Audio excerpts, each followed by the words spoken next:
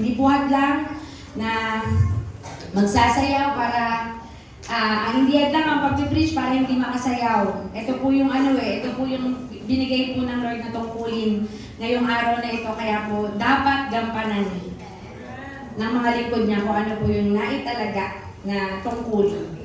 Salamat po sa privilege. Sa Lord po ang papuri. Sige po, hingalo. Ang verse po na babasahin po natin ngayon, bago po natin sasabihin ang ating title, is sa Proverbs 3:5-6. Sabi po dito, trust in the Lord with all your heart and lean not on your own understanding. In all your ways, submit to Him and He will make your path straight.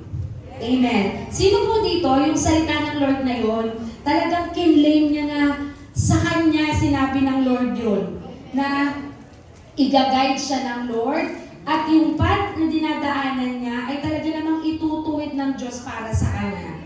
Pero bakit po parang, pag nakakarinig po tayo ng mga words ng Lord, ng Word of God, parang hindi po tayo masayang tinatanggap.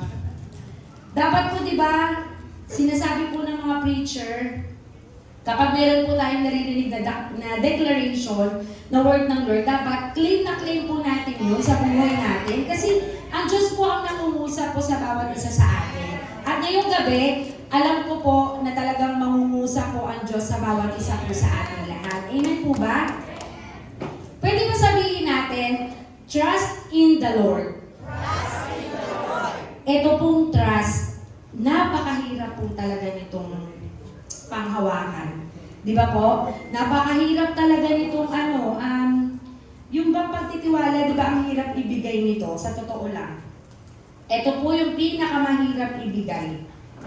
Di ba po? Yung trust. Kasi, ang katotohanan po, kapag ang tao nagkamali na sa'yo, kapag meron siyang salita na nabalik, nahihirapan na po talaga tayong paniwalaan yung mga sinasabi niya.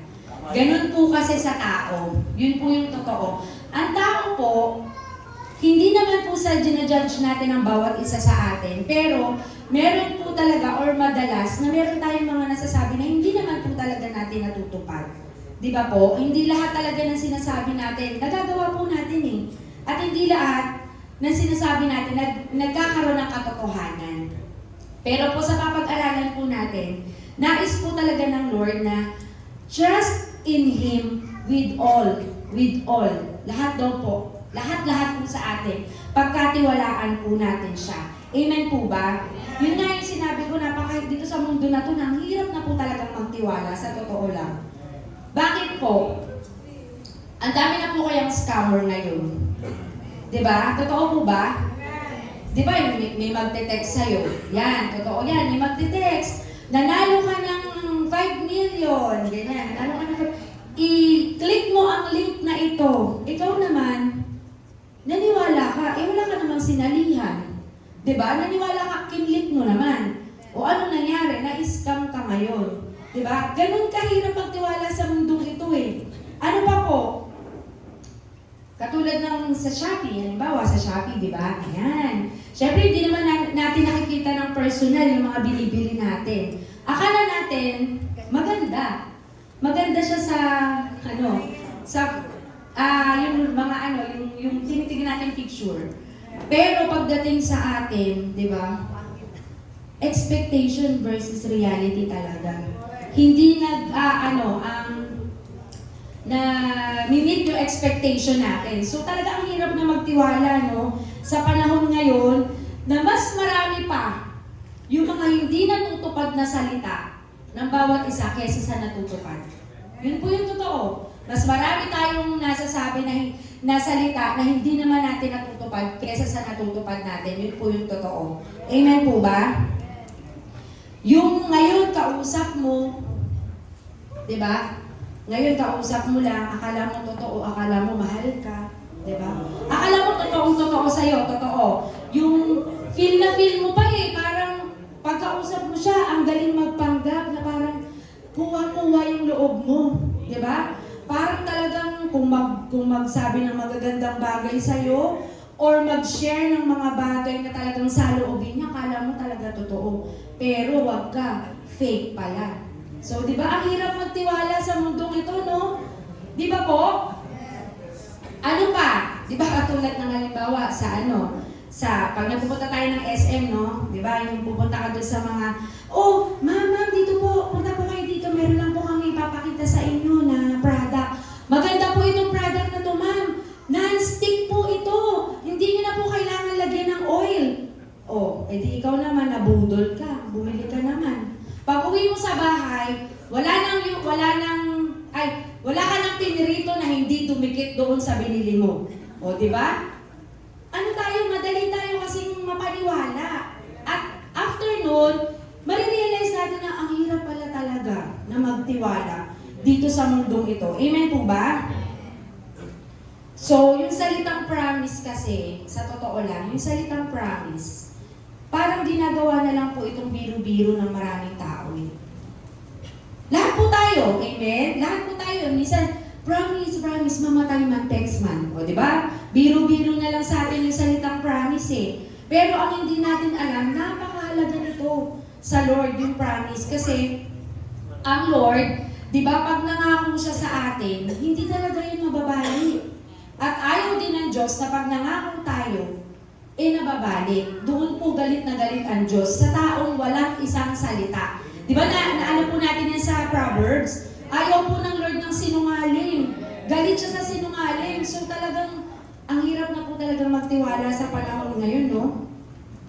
Pero sabi po sa scripture, di ba? Sabi po dito, trust the Lord with all your heart. Hindi po ito, hindi po ito sinasuggest sa atin ng Lord.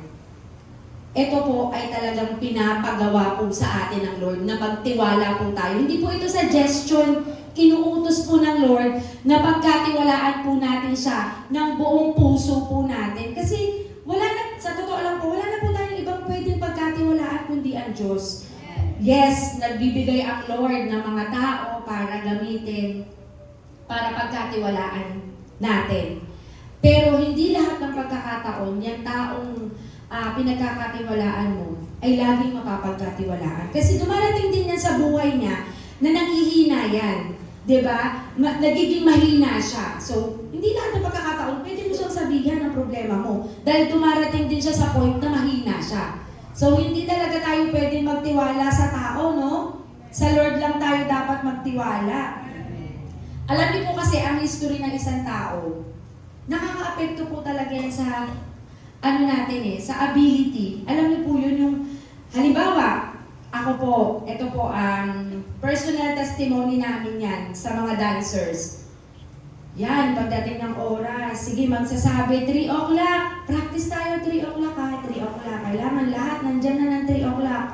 Darating 5:30. Oh. Paano na maniniwala sa atin yan?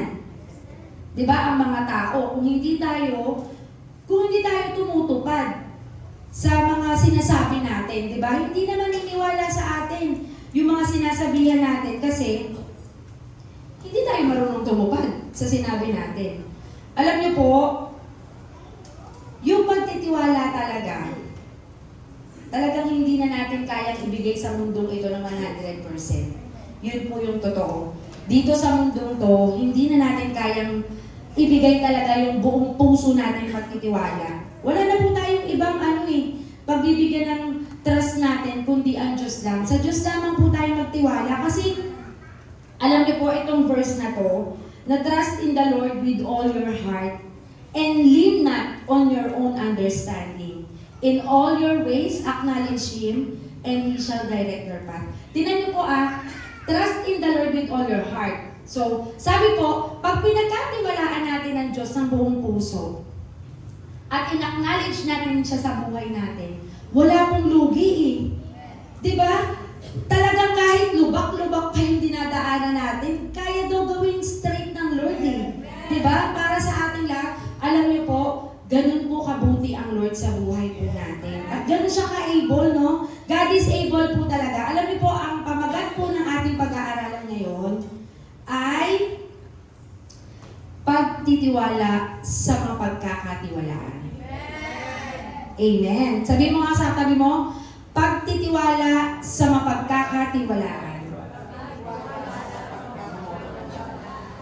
So yung salita pong trust the Lord, dapat po meron na po tayong confidence sa Lord niyan, na talagang siya ay kaya niya pong gawin sa atin ang lahat ng bagay. Di ba nga? Sabi nga dun sa ano natin, sa key verse natin sa Efeso 3:20, ano pong sabi doon? Di ba sabi? Sa Kanya na makakagawa ng higit pa kaysa maaari nating hilingin at isipin sa pamamagitan ng Kanyang kapangyarihang naghahari sa atin. Amen. So, kailangan po pala, para matanggap natin yung bagay na hindi kayang isipin daw ng ating isipan, yun nga, kailangan pinaghaharian po talaga tayo ng Lord.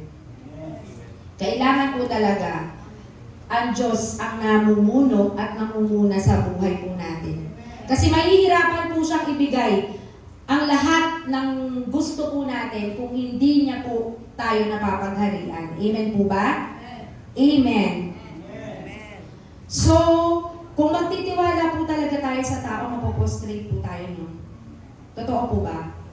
Di ba nakakapostrate po, no, na magtiwala sa tao? Kasi paulit-ulit na nagkakamali eh. So, ibigay na lang po natin sa Lord yung tiwala natin na pagtiwalaan po natin ng Diyos na kaya niya talagang i-direct ang buhay ng bawat isa sa atin.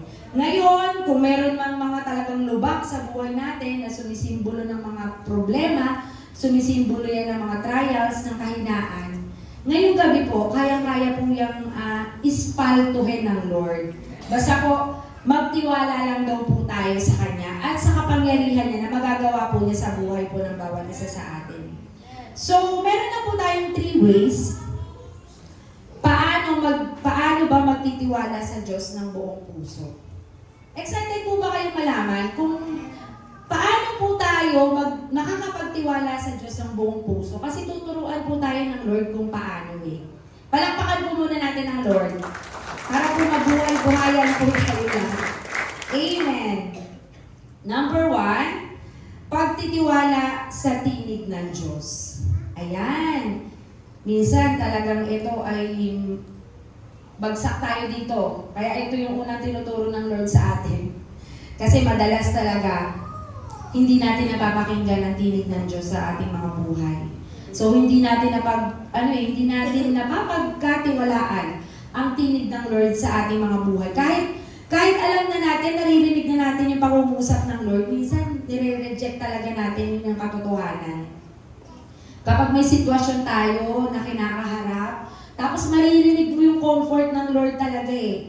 Alam niyo po, pag meron pong problema ang tao, pag meron pong opportunity pinagdadaanan, sufferings man yan, ano man yan, na talagang feeling mo ay lugmok ka, mas doon po lumalakas ang tinig ng Lord sa buhay natin. Pero mas madalas talaga na hindi talaga natin pinapakinggan yung tinig ng Lord. Kasi, bakit po? Mas nauuna yung emotion natin eh. Siyempre, ang hirap ng pinagdadaanan natin. So, ayaw natin pakinggan yung tinig ng Lord. Diba? Ayaw natin, inire-reject natin na, totoo ba? Kaya mo ba talaga, Lord? Bakit ang tagal na ganito pa rin yung sitwasyon ko? Diba?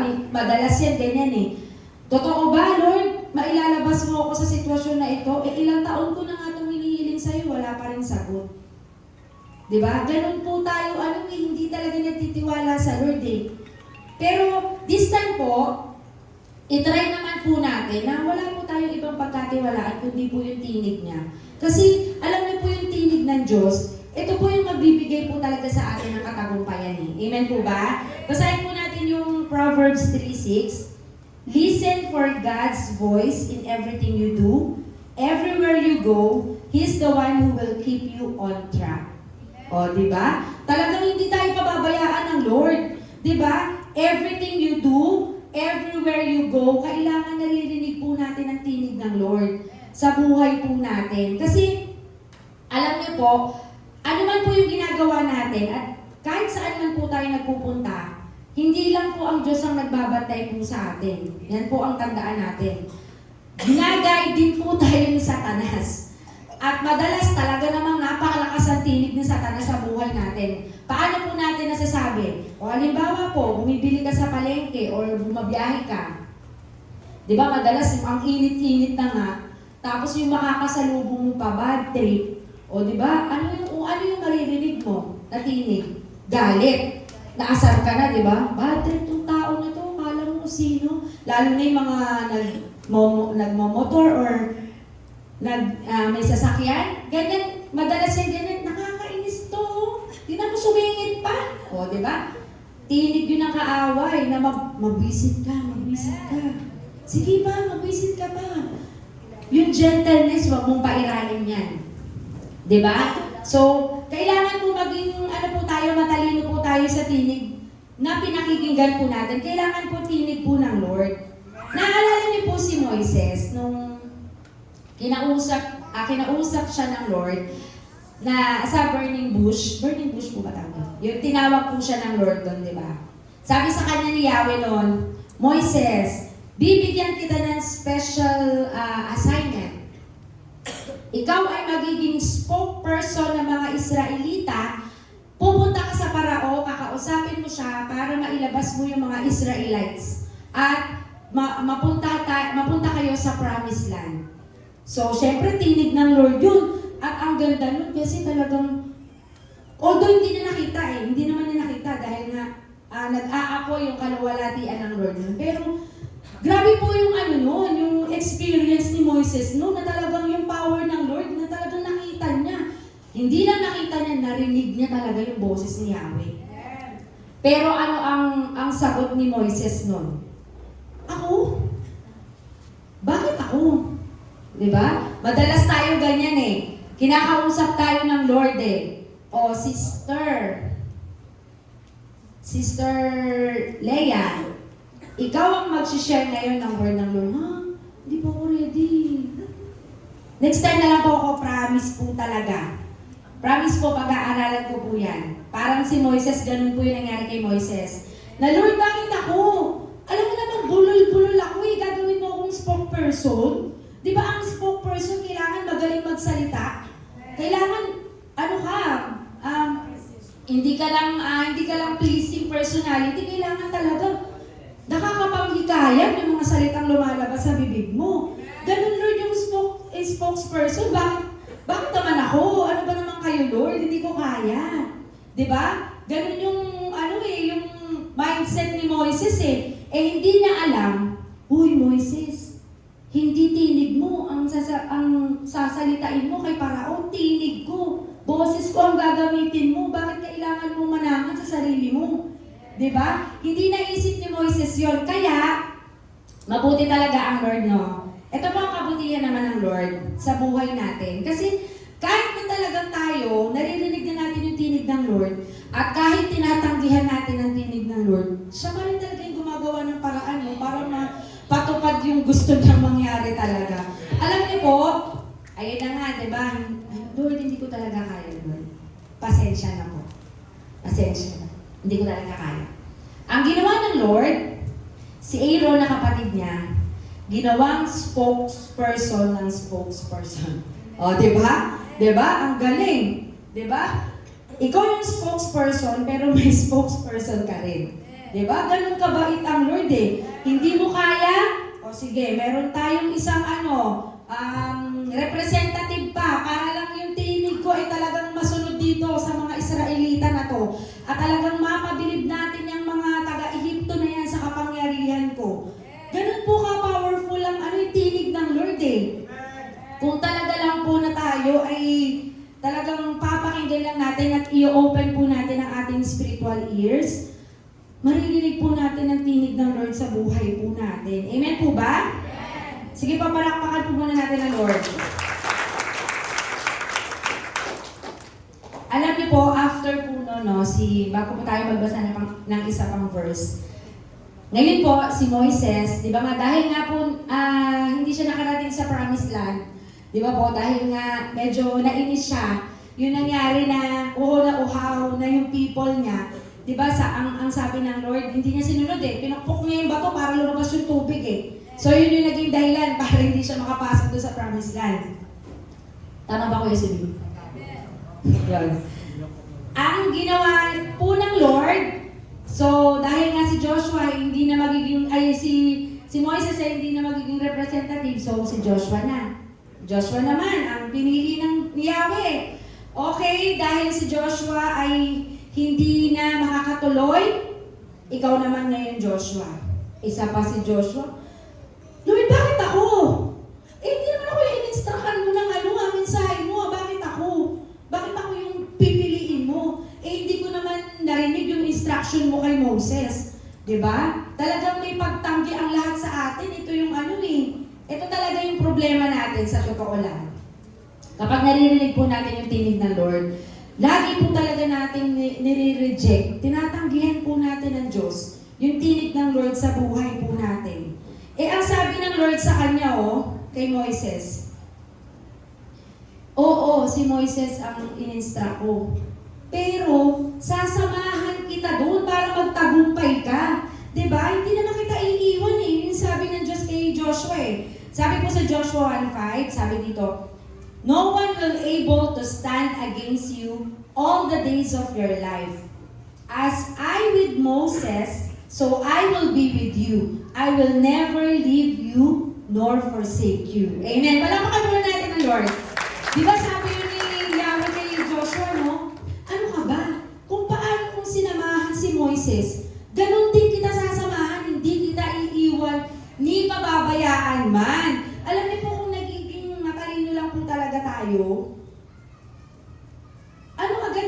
kung agad tayo na yes Lord, agad tayo sa tinig, maganda po sana yung kalalabasan di ba po? Kung si Moises hindi naman siya talaga nag-reject, baka ang nangyari, nakapasok siya So, ito po yung nire-remind sa atin ng Lord, na kapag narinig na po natin yung boses niya, pagkatiwalaan po natin, kasi maganda po yung kalalabasan nito. Hindi po tayo ipapahamak, hindi tayo ipapahiya ng Lord, at lalong-lalong hindi tayo iiwan ng Lord kapag tayo ay in-instruct ng Lord or sinabihan tayo ng Lord na anak, ganito ang gawin mo.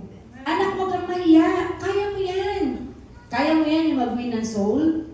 Kaya mo yan, anak. Kasi di ba sabi nga, ibinigay na daw sa kanya ang kapangyarihan ng sa langit at sa lupa.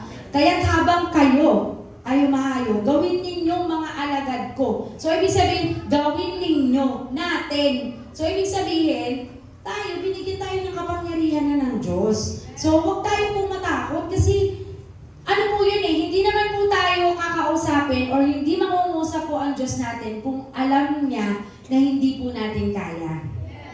Kaya po siya nagsasalita po sa atin, kaya po yung tinig niya ay naririnig po natin. At kaya yung instruction ng Lord ay naririnig po ng bawat isa sa atin. Ibig sabihin po, kaya po natin gawin yun. Kung ang instruction ng Lord, Isay, ibigay mo na yung the best mo. Ibigay mo na kasi instruction ng Lord yun Huwag ka nang mag-alinlangan na, Lord, paano ako kung binigay ko yung the best ko? Paano? May matitira pa ba sa akin? May matitira pa ba sa sarili ko? Pero hindi Yun yung instruction ng Lord sa'yo. Ibigay mo lahat. Diba? Ibigay po natin. Yun po talaga yung makakapagbigay talaga ng katagumpayan sa buhay po natin kapag sinunod po natin yung tinig ng Lord sa ating buhay. Amen po ba? So, eto pa po. Paano po natin mapapagkatiwalaan ang tinig ng Lord kung hindi naman po natin naririnig ang tinig ng Lord? Napakahirap naman magtiwala kung hindi mo naman talaga naririnig ang tinig ng Lord, no? Yung sinasabi mo, paano ko maririnig ang tinig ng Lord? Kahit anong panalangin ko, hindi ko nga marinig. Diba? Pray ako ng pray talaga, hindi ko talaga siya marinig. Hirap na ako. Kung ano-ano nang ginagawa ko, lumuhod na ako, umiyak na ako, wala pa rin tinig. Kasi baka ang naririnig mo yung chismisa ng kapitbahay mo. Totoo, habang nananalangin ka, naka-open yung ears mo doon sa mga naririnig mo sa labas. Kaya hindi mo naririnig ang tinig ng Diyos sa buhay mo. At saka wag po natin sabihin na naririnig ko ang tinig ng Lord. Nagsasalita ang tinig ng Lord, pero hindi naman tayo nagbabasa ng Bible. Wala mo pong mangyari yun, na kinakausap tayo ng Lord, pero hindi tayo nag-open ng Bible. Kalokohan po yun. Believe na po kami sa inyo. Believe na po kami sa inyo pag sinabi nyo na narinig ko ang tinig ng Lord, pero hindi ka nagbabasa ng Bible. Kasi nungalingan yun. Dahil nandun ang tinig ng Lord sa pagbabasa ng Bible, di ba po? Nandiyan ang tinig ng Lord So, sinusulat po natin, binabasa po natin yung Bible natin kasi dito po yung instruction sa atin ng Lord. At dito po tayo i-direct ng Lord. Amen po ba? Yon, isa pa pong example natin dyan na talagang sinunod niya yung tininig ng Lord. Di ba po si Moses, si Joshua, si Peter po. Si Peter po, di ba? Yung namamangka sila, nasa bangka sila, di ba? Parang bumagyo. Di ba may natatakot na sila eh. Natatakot na yung mga kasama niya. Hindi ko po alam kung sino yung kasama ni Peter na. Basta mga alagad din ni Jesus. Yon. So, syempre natatakot na sila. Alo, mamamatay tayo. Pero mangingisda yun, kinakabahan sila, nalumubog sila. Kasi yun nga eh, kasi hindi sila nagtitiwala sa tinig ng Lord. Kaya sila natatakot. So, nakita nila. May nakita sila na naglalakad sa dagat. So, syempre natakot. Multo. Diba? Sabi, may multo. Multo, iisa lang. Dapat mulwan yun. Charot lang. Multo, isa lang yun si Jesus. Dapat mulwan lang yun, hindi multo. Diba? Sabi niya ni Peter. Sabi ni Peter, Jesus, ikaw ba yan? Narinig niya, oo, ako to. Sige nga, kung ikaw nga yan, maglalakad nga ako. Sige, maglakad ka. Sinunod niya yung tinig ng Lord. Kaya siya nakapaglakad sa tubig, di ba? Ano yung narinig niya? After na naglalakad na siya nakafocus siya sa tinig ng Lord Sige Peter, malapit ka na sa akin. Dali pa. Konting hakbang pa, lakad pa. Anong narinig niya? Hindi siya nag-concentrate doon sa tinig ni Jesus. Nag-concentrate siya sa lakas ng alon. Ano nangyari? Lumubog siya. Diba? Pero ano pa rin ang ending? Diba?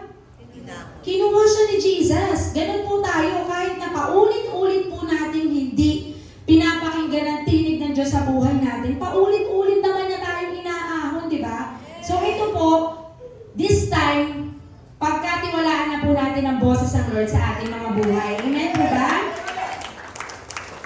So, sabi po dito, basa pa po tayo ng verse. Sabi po sa mga awit, 9:10, nananalig sa iyo, Yahweh, ang kumikilala sa iyong pangalan. Dahil wala pang lumapit sa iyo na iyong tinanggihan. Amen po ba? Alam niyo po, kung talagang tayo ay naririnig po natin ng Diyos sa buhay natin, kapag lumapit po tayo sa Lord, hindi po tayo tatanggihan ng Lord. Magtiwala lang po talaga tayo sa voice ng Lord sa ating buhay. Kahit na minsan talaga, mahirap naman, dumadating po tayo sa point ng buhay natin, madalas, na talagang pag meron nga sitwasyon na hindi natin kaya, mas naririnig talaga natin yung tinig natin na ano nang gagawin kong next move para makalabas ako dito.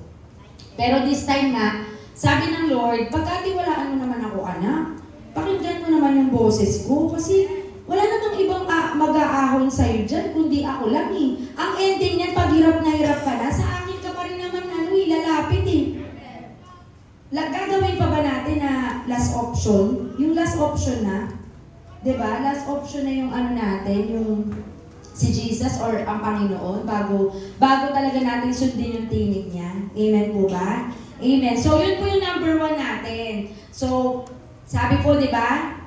Pagtitiwala sa mapagkakatiwalaan. So, ang una po natin dapat gawin, pagkatiwalaan po natin yung tinig ng Lord sa ating buhay. Amen po ba? Palakpakan po muna natin ang Lord.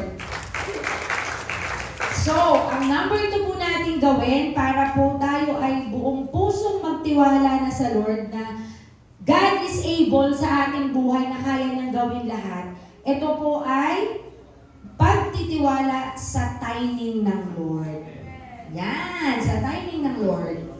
Sabi po sa Isaiah 60:22, when the time is right, I, the Lord, will make it happen. Amen po ba? Sino dito yung naiinip na? Yung naiinip na po, yung totoo, yung naiinip na siya dun sa pinagdadaanan niyang ang tagal na, 1 taon na mahigit, hindi pa rin nakakaraos. Amen. Totoo naman po yan. Minsan, kapag hindi po talaga natin pinagkatiwalaan yung timing ng Lord, maiinip po talaga tayo.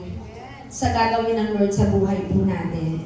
Alam niyo po, lahat po ng bagay, dapat may timing talaga, may perfect timing. Alam niyo po, kahit nagluluto po tayo mga nanay, kapag sumobra sa oras yung luto natin, sunog yung ano natin, di ba? Sunog yung maluluto natin. Kapag naman kulang sa timing, sa oras, hilaw naman. O, di ba? Ganun po kahalaga ang perfect timing eh. So, ang Diyos po, lahat po tayo, may perfect timing po ang Lord sa ating lahat. Kasi ganito po yan eh. Kaya po natin pinagdadaanan itong bagay na meron tayo ngayon. Lahat po tayo may struggles. Walang taong walang problema. Yun yung totoo. Walang taong walang problema. Lahat po meron. Pero kaya ka nandyan ngayon sa sitwasyon mo. Kasi ang perfect timing ng Lord kapag tinapos ka na niya sa meron kang sitwasyon ngayon, ma-reveal, mahayag yung purpose niya sa buhay mo. Amen po ba? Kasi yun eh, doon natin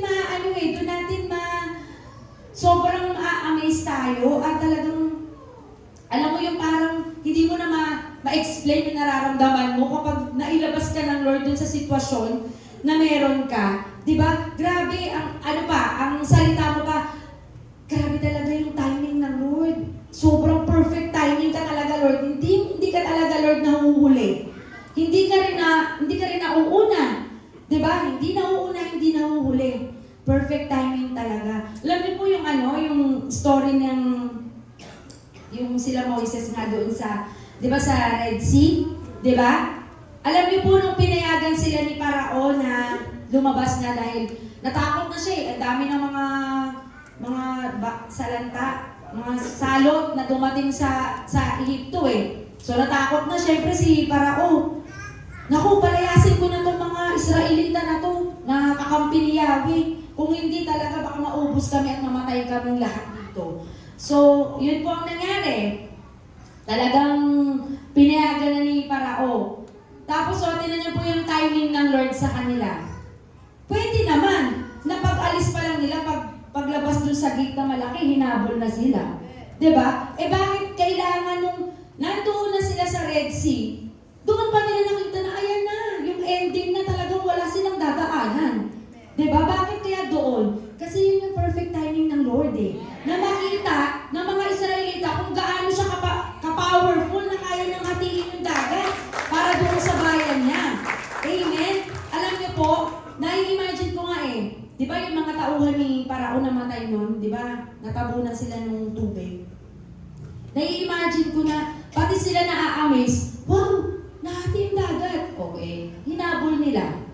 O, di napahamak sila. Di ba? Perfect timing ng Lord din sa kanila na mapahamak sila. At perfect timing ng Lord sa mga Israelita na ipakita naman yung kapangyarihan niya doon sa bayan niya. Amen po ba? Amen. So, si Hope po, no? Si Hope, example din po natin. Si Hope, no? Grabe din yung perfect timing ng Lord sa buhay ni Hope talaga. Talaga naman. Grabe no, isang lingkod na walang kapintasan, 'di ba? Mahal ng Diyos kasi nga pinagmamalaki niya, talagang sumusunod sa kanya, 'di ba? Kaya nga si Satanas galit na galit. Sige nga, kung totoo 'yan sa yung tao na 'yan, sige nga. O parusahan naman natin 'yan. Tingnan natin kung totoo 'yan sa iyo. 'Di ba? Hanggang sa sige, parusahan mo. Wag mo lang siyang papatayin, 'di ba? Perfect timing ng Lord yun kay Hope. Grabe yung perfect timing ng Lord sa kanya, ang sakit. Totoo yun, napakasakit nun. Pero may 10 anak niya sabay-sabay namatay. Diba? Tapos, nawala lahat ng meron siya nawala. Tapos, ang ending nung niya, nagkasakit siya ng malala. Diba? Grabe naman talaga ang timing ng Lord kay Hope. No? Pero po, ano yung naging ending ng perfect timing ng Lord sa buhay niya? Napakaganda. Ibinalik talaga sa kanya lahat. At masigit pa, di ba, doon sa nawala sa kanya. Ganun ang Lord eh. Hahayaan ka muna niyang mag-shake, pero hindi ka niya hahayaang mahulog. Di ba? Kasi salo-salo ka niya eh. Habang nag-shake ka, nasa kamay ka niya. Parang dumuduyan lang tayo sa kamay niya. Hinahayaan lang ng Lord na maramdaman natin yun eh. Yung pag-shake na yun, hinahayaan lang ng Lord yun. Perfect timing ng Lord yun. para lumakas po tayo, tumibay. Kasi wala tayong magiging testimony kung lagi tayong malakas. Amen? Kung lagi tayong di, kaya ko. Wala po tayong magiging testimony nun. So, inaalok ng Lord, perfect timing ng Lord na lahat ng bagay ang nangyayari sa buhay po natin para makita po ng Lord, para makita natin na ang Lord may perfect timing po para sa ating lahat. Amen po ba? Amen. So, sabi po sa Jeremiah 29:11, napakaganda yun po nito. Sapagkat batid kong lubos ang mga plano ko para sa inyo, mga planong hindi ninyo ikakasama, kundi para sa inyong ikabubuti. Ito ay mga planong magdudulot sa inyo ng kinabukasang punong-puno ng pag-asa. Amen po ba? Napakaganda po, no? Talagang wala pong plano ang Lord sa atin na ikakapahamak po talaga natin. Lahat po, perfect timing ng Lord, at yun po talaga ang ending ng pag-asa. Pag-asa po ang binibigay po sa atin ng Lord. Kaya po tayo, pagkatiwalaan po natin yung timing ng Lord sa buhay natin. Kung ngayon nakakaramdam tayo ng pagyanig talaga, lubak sa buhay natin, trust His timing po. Kasi hindi naman palaging ganyan. Matatapos din po yan. Tiwala lang po talaga sa boses ng Lord at sa timing po niya na tayo ay iaahon po niya sa kalagayan po na meron po tayo ngayon. Timing lang po. Trust His timing. Amen? So yung number 3 and last, ang bilis po ng ating oras. So yung number 3 po natin, pagtitiwala po sa ways, sa way ng Lord sa buhay po natin.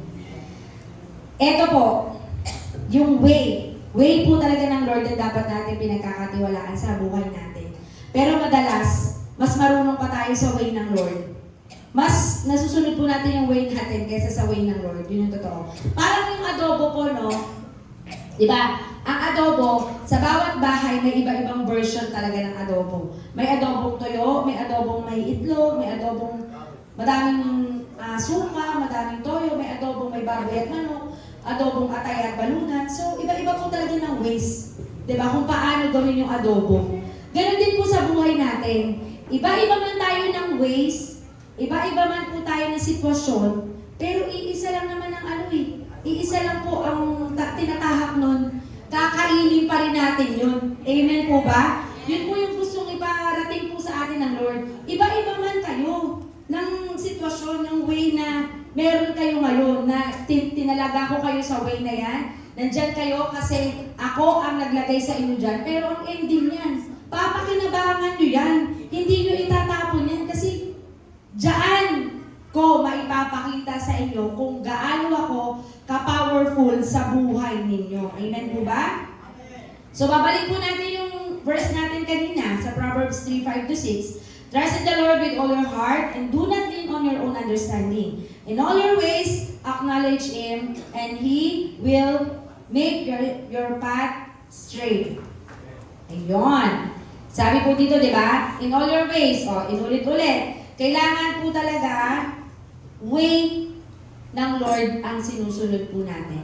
Ina-acknowledge po natin siya sa buhay po na meron po tayo. Amen po ba?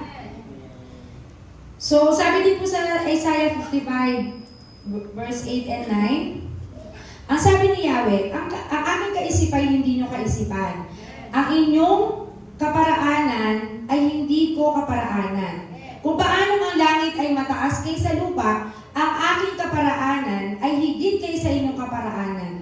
At ang aking kaisipan ay hindi nyo maaabot ng inyong kaisipan. Amen?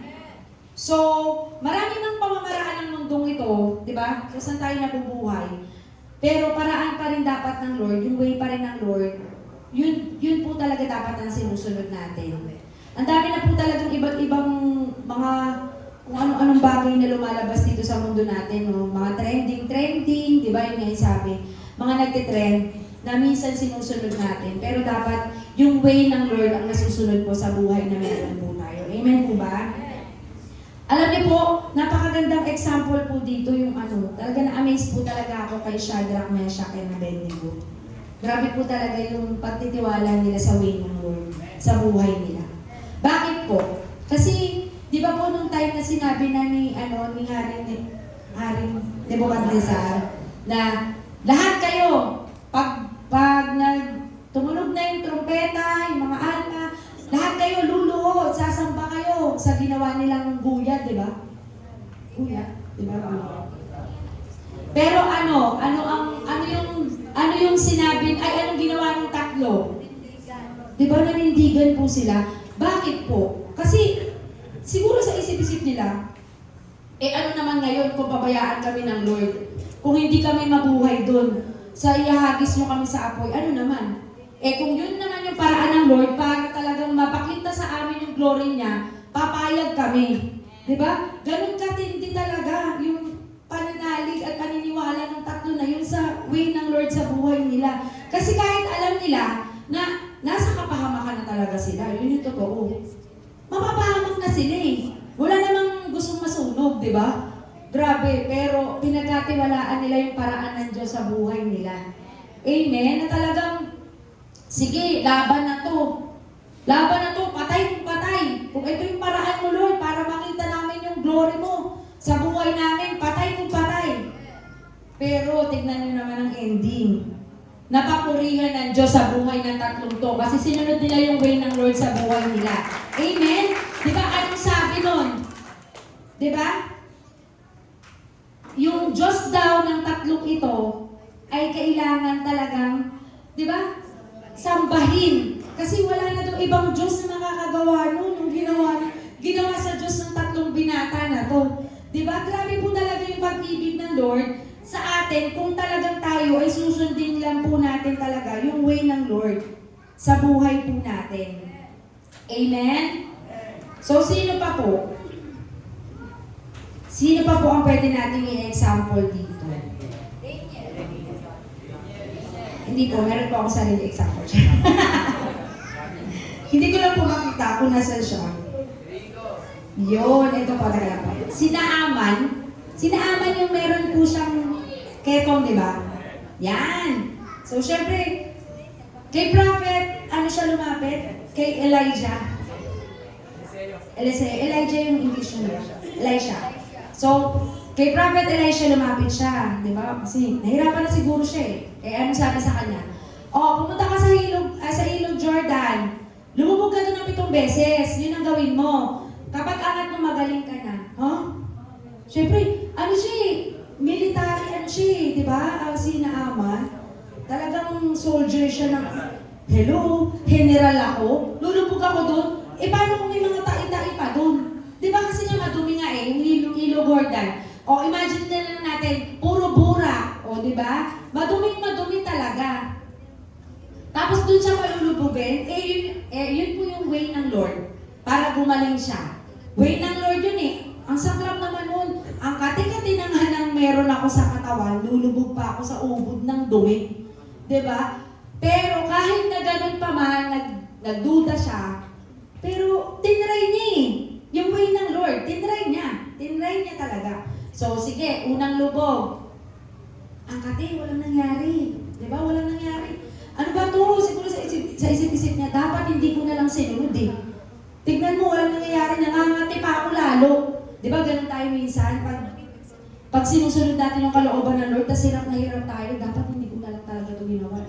Kung alam ko lang na ganito, na wala akong maririnig kundi puro mapapangit na salita, dapat hindi ko na lang talaga sinunod. Dapat nanahimik na lang talaga ako kaysa sinunod ko yung way ng Lord, di ba? Ganun din si Naaman. Sana hindi ko na lang nangati ako. Pero nung sinunod niya at yung pang-7 na lubog niya, ano nangyari? Di ba binalik ng Lord yung kutis niya na parang baby? Ganun po yung talagang magagawa po ng Lord sa buhay natin. Kung yung way po ng Lord ay susundin po natin lahat sa buhay po natin. Amen po ba? Hindi po tayo magiging baby Ibabalik lang po ng Lord yung kung ano yung meron sa atin. Kasi ang baby, di ba, lumabas silang wala namang damit, pero talagang lahat ng pangangailangan nila binibigay. Di ba? Ganun ka privilege ang sanggol. Di ba wala silang kamalayan, lahat. Bibisa na lang sila, sarap ng buhay nila. Ganun din po ang kayang gawin sa atin ng Lord kung tayo po ay susunod sa way niya. Isang example na lang po, Kuya A. Isa na lang po. Yung yung kasama ni Jesus, yung mga alagad niya, na magpapakain sila ng 15,000 people. Di ba, ang sabi ni Jesus, ang way niya, inutusan niya yung mga alagad niya. Oh, kayo, i-group yourself into 50. 50, Jesus? 15,000? Gutom na nga eh. Tapos mag-groupings pa.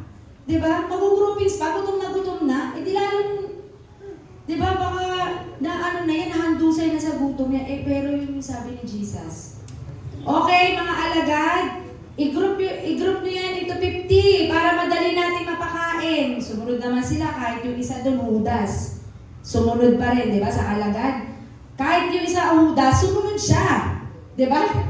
Ganun lang, sunod lang kahit Judas ka, sunod lang na sunod sa Lord. Ganun yun. Kasi hindi naman tayo laging perfect, nagiging Judas talaga tayo. Sunod lang. Sunod lang na sunod sa Lord. Basta kung ano yung way niya sa atin, sunod lang natin parang si Judas nun. Di ba? Kahit na Judas siya, sinunod niya sila. Sige, group yourself daw into 50. Hirap na hirap sila ngayon i-group. Pero yun yung way ng Lord para talagang yung pagkain na meron sila, mapakain yung napakaraming people. Diba? Grabe yung way ng Lord, no? Kung mai-imagine lang natin, napakasarap po talagang balikan ng mga ginawa ng Lord sa buhay po ng mga character po sa Bible eh. Amen? Siyempre, nagulat sila nun. Diba? Nagulat sila siguro na, nakakain yung mga tao. Ilan lang piraso ang meron kami. Diba?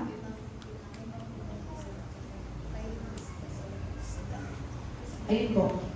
Yun po yung last na example po natin, yung 12 disciples.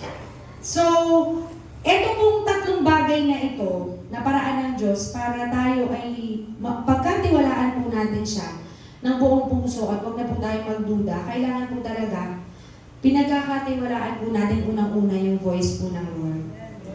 Yung timing po ng Lord sa buhay po natin at yung ways niya po, kailangan talaga nagtitiwala po tayo sa Lord. So sabi po ng last verse po natin, alam niyo po, hindi na natin mababago kung ano yung past na meron tayo, yun po yung totoo. Amen po ba? Kung ano man yung mga past na meron tayo, hindi na po natin yan kayang baguhin. Pero, ang sinusure po ng Lord sa atin, kayang-kaya niya pong baguhin yung future ng bawat isa sa atin. Amen? Kasi, yun po talaga yung trusting the Lord with all our hearts. Yung kahit ano yung sitwasyon mo, pinagdadaanan mo, tiwala ka pa din na ang future nito ay maganda. Na hindi ka talaga papabayaan ng Lord. Alam niyo po, ang Diyos natin has the ability na talagang baguhin yung depression mo, yung depression na meron ka ngayon, para maging victorious ka. Diba? Ganun ka, ka-able ang Lord eh. Nade-depress ka, kaya niya yan i-turn into victory. Diba? Wala ka man ngayon, talagang, kumbaga, feeling mo sagad na sagad ka. Pero kaya ka ng Lord pagyamanin, yun yung totoo. Kung nagtitiwala ka lang ng buong puso sa Lord, kaya pong pagyamanin po tayo ng Lord eh. Alam niyo po yung last verse po natin. Sabi po sa Marcos 10:27, tinignan sila ni Jesus at sinabi sa kanila, hindi ito kayang gawin ng tao, ngunit hindi ito imposible sa Diyos sapagkat ang lahat ng bagay ay kayang gawin ng Diyos. Palakpakan po natin ang Lord. Alam niyo po, talagang wala pong imposible sa Lord. Yun po yung totoo. At yun po yung kailangan natin pangawakan. Napakarami pong promises ng Lord na iniiwan po talaga sa atin kung talagang tayo ay nagbabasa lang po ng Bible. Araw-araw po, namangako ang Lord sa atin na hindi niya po tayo pababayaan at hindi niya po tayo iiwan. Kailangan na po talaga magtiwala po tayo sa Lord kasi He is able to do everything sa mga buhay po natin. Kahit na feeling natin talaga, wala nang lusot, ang Diyos po gumagawa siya ng daan para makalusot po tayo dyan. Ganun po kabuti ang Lord sa buhay po natin. Kailangan lang po talaga, magtiwala po tayo. Alam niyo po yung mga bagay dito sa mundo, hindi po natin pwede pagkatiwalaan yan dahil ang totoo, wala naman talagang forever dito. Hindi natin makakasama lahat ng tao na na talagang feeling mo naging close sa'yo, feeling mo talagang yung napapangugutan mo ng lakas, hindi natin makakasama yan habang buhay. Pero ang Diyos, alam natin ang ending, kung hindi tayo susuko, siya yung makakasama natin forever So dito sa mundong ito, wala tayong ibang gagawin kundi magtiwala lang po talaga sa Kanya. Kasi, sabi nga sa Jeremiah 32 verse 27, ito po favorite verse ko po ito, di ba sabi, ako si Yahweh ang Diyos ng lahat ng tao, at walang bagay na mahirap sa akin. Di ba? Kung feeling natin ang hirap-hirap na, kung feeling natin talagang hindi natin kaya, alam niyo po, binibit-bit po tayo ng Lord. Yun po yung totoo. Hawak-hawak po tayo ng Lord sa ating mga kamay. Alam niyo po, yung naalala ko lang yung chat sa akin ni Tita Che kagabi, na nasabi lang po niya na paano ko ba daw matitestimony na talagang yung about sa pagtitiwala sa Lord. Naisip ko yung kanina po bago ako umalis ng bahay. Katulog. Oo nga no. Paano ko ba masasabi na talagang kaya-kaya kong pagkatiwalaan ng Lord? Alam niyo po, nag-pray ako, maliligo ako nun pero hindi ko pa po naisip yung sinabi sa akin ni Tita Che. Habang papalakad na po ako dito, doon ko na lang po naalala yung sinabi niya. Bago po ako maligo, kasi init po ako, simpleng bagay po, pero naiyak po talaga ako kasi kumilos po talaga ang Lord dahil nagtiwala ako sa Kanya. Alam niyo po, maliligo na ako, sobrang init po. Iba po kasi pakiramdam ko talaga kanina. Siguro na dahil halo-halo na yung emosyon. Kinakabahan ako, gano'n. Parang gano'n yung ko. Tapos, naiisip ko na paano ko ma-deliver yung word ng Lord. Nag-pray ako habang naliligo ako, Lord, sobrang init po. Ganun lang po kasimple. Lord, sobrang init po. Nawa po habang naglalakad ako papunta sa church, bigyan mo ako ng lilim. Tapos hindi na po ako nagduda. Nawala na yung sa isip ko. Tinanggal ko sa isip ko yung init. Alam niyo kung maglabas ko, nakapayong ako Nakita ko, sabi ko, madilim na. Alam niyo, doon po pumasok sa isip ko talaga yung sinabi sa akin na paano mo i-apply sa sarili mo yung pagtitiwala sa Lord. Talagang sa simpleng bagay talaga. Kumikilos po ang Lord sa buhay natin at ma-amaze ka talaga. Alam niyo po, sabi ko talagang Lord, grabe ka talaga. Amazing ka talaga kumilos. Kasi ang init-init. Pero papunta ako dito talagang lumilim talaga. Sinabi ko pa nga po yung kay Sister Christina kanina kasi talagang na-amaze po talaga ako na ganun po yung pagkilos ng Lord. Sa simpleng bagay, kapag pinagkatiwalaan mo talaga siya, kikilos talaga siya sa buhay mo, basta ikaw huwag kang magduda. Yun lang talaga yung number 1 na kailangan mong gawin. Huwag kang magdududa sa magagawa ng Lord sa buhay mo. Kasi kayang-kaya niya talagang gawin lahat ng bagay sa buhay po natin lahat. Amen po ba? Sige po, tayo po tumayo. Sige, bago po tayo magtapos, kantayin po natin yung walang mahirap sa'yo. Kasi tunay po talaga na walang bagay po talagang mahirap sa ating Diyos.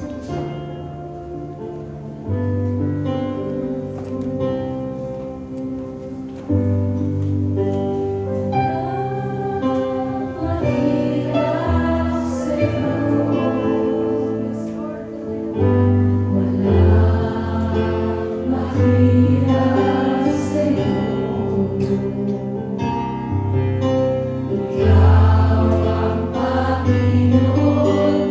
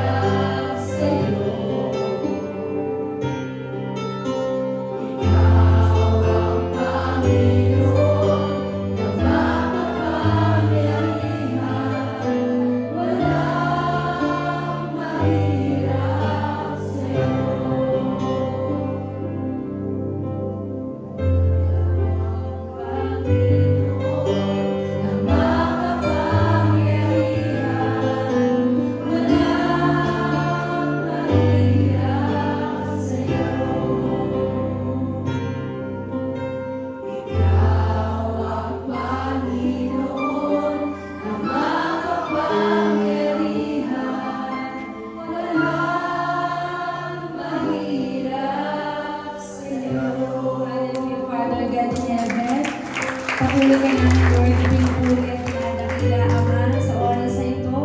Salamat, Panginoon, sa pag-ibig mo sa bawat isa sa amin, Lord. Tunay nga na walang bagay na mahirap sa iyo, Panginoon. Lord, turuan mo kami, Panginoon, na buong puso kami magtiwala sa iyo. Na ikaw lamang, Lord, ang tawagin namin, Lord, sa anumang sitwasyon ng buhay na meron kami, Panginoon. Lord, ang puso na meron kami, Lord, ang bawat isa, itinataas po namin sa iyo lahat, Panginoon. Alam mo, Lord, ang laman nito. Alam mo, Lord, kung may kaguluhan. Alam mo, Lord, kung may mga doubts. Alam mo, Lord, kung may takot. Alam mo, Lord, kung kami po ay nalulungkot, nahihirapan. Kaya, Lord, itong pusong meron kami, tinataas namin sa iyo ngayon. Lord, hayaan mo na magtiwala itong puso na to sa iyo lamang, Panginoon. Na ikaw, Lord, talaga, Lord, ang tawagin ng bawat isa. Kung ano man, Lord, yung mga nahihirapan kami, Panginoon, sa iyo namin ito itaas. And I pray, Lord, sa oras na ito, sa mga nakapakinig ng iyong mga salita, dalangin ko, Lord, na magkaroon ito ng kapangyarihan, na patuloy kami, Lord, na magtiwala, Lord, sa iyong mga salita, sa timing mo sa aming buhay, Lord, at sa paraan mo, Lord, sa aming mga buhay, Panginoon. At dalangin ko, Lord, sa oras na ito, kung sino man, Lord, yung mga nahihirapan, Lord, maramdaman ng bawat isa, Panginoon, yung kamay mo, yung pagtulong mo, Ama, yung pagsaklolo mo, Lord, sa amin, Panginoon, kung paano, Lord, sinaklolohan mo, yung mga people mo, Lord, sa Bible, Panginoon, kung paano, Lord, sila nagtiwala sa iyo. Dalangin namin, Ama, na ganun din po ang gawin mo sa amin, at ganun din ka po namin pagkatiwalaan, Lord. Tunay nga, Lord, na walang bagay na mahirap sa iyo, at ikaw lamang talaga ang Diyos namin, Lord, na makakapitan namin, Lord.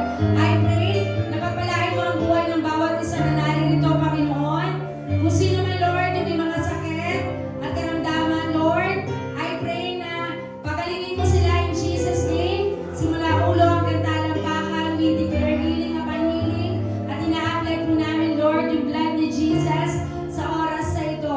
And Lord, we pray din po na samahan mo ang bawat isa sa amin, Panginoon. Ano man, Lord, yung journey namin.